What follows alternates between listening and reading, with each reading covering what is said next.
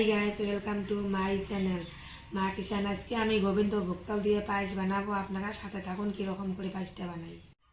এখন আমি পানি দিয়ে চালটা 5 মিনিট ভিজে রাখবো। গ্যাসের চুলাটা আমি অন করছি, এখন কড়াইটা বসে দেবো। 5 মিনিট আমার হয়ে গেছে। এখন আমি চালটা ভালো করে ধুয়ে নেব। আমার কড়াইটা হিটেছে, আমি সামান্য পরিমাণ অয়েল দেবো।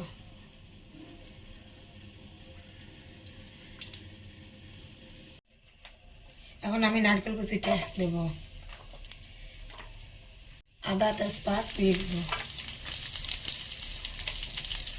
কিশমিশটা দেবো। আমি সামান্য পরিমাণটা ভাজে নেব। এখন আমার হয়ে গেছে। এখন আমি গোবিন্দভোগ চালটা ভাজে নেব। এখন আমি বাদামটা দেব।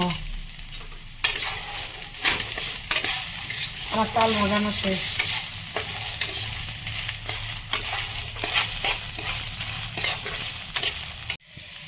দুধটা আগতে আমি বেল করে রাখি দিচ্ছি, এখন ঢেলে দিলাম হাফ লিটার দুধ। এখন আমি নেড়ে দেবো।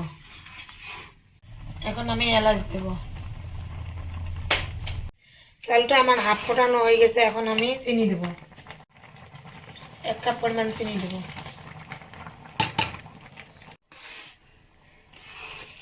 আমি এখন নেড়ে দেব। আমার পায়েসটা এখন হয়ে গেছে, নামিয়ে নেব। আমার পায়েসটা এখন কমপ্লিট। আপনার ভালো লাগলে লাইক, কমেন্ট, শেয়ার, সাবস্ক্রাইব করবেন।